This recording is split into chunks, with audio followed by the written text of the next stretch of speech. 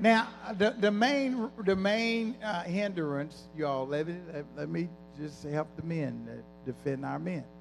We got some awesome and great men here at Yes, this we church. do. Amen. Yes, we do. The main hindrance to a man loving his wife as Christ loved the church is an unsubmissive wife.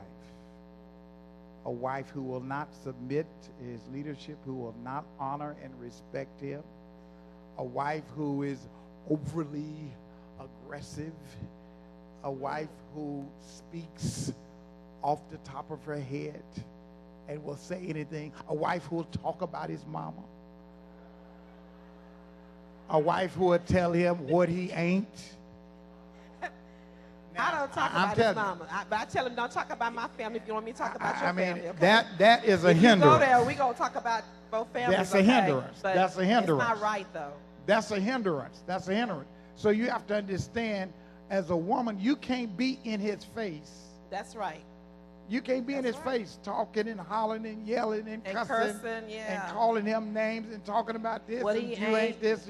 You can't be in his face and then expect for him to love you as Christ loved the church. That's true. That's true. Come on, men. Y'all better clap. Okay. Because that is so true. You know, we always think sometimes it's the man that's being aggressive. But we have counseled a lot of women who they're the ones that's beating up the husband and pulling out the knife and cussing and won't let him sleep. I ain't throw no knife. Oh, okay. I thought he was pointing at me. No. Who y'all pointing at? Okay. Oh, somebody over there. said something. Okay. But that's so true. You know, women, number one, God has given us a spirit of influence, not of influence where you're going to be, you know, taking somebody down a trip road to manipulate them. But, you know, we have a quiet spirit that we can get our point across without saying it. And most of the time the man wants to please us anyway. But when you stand up and be boisterous and get in their chest and all this kind of stuff, it is not only, you say it's not ladylike, it is not even godly-like. That is not what God wants you to do. You know, but you can get him to listen to you if you're in a demeanor where you're loving him and honoring him. You know, I tell people all the time, I said, do you talk that way to your boss? If your boss tells you something, you get up in their chest and tell them what you're not going to do? No. So you can control yourself.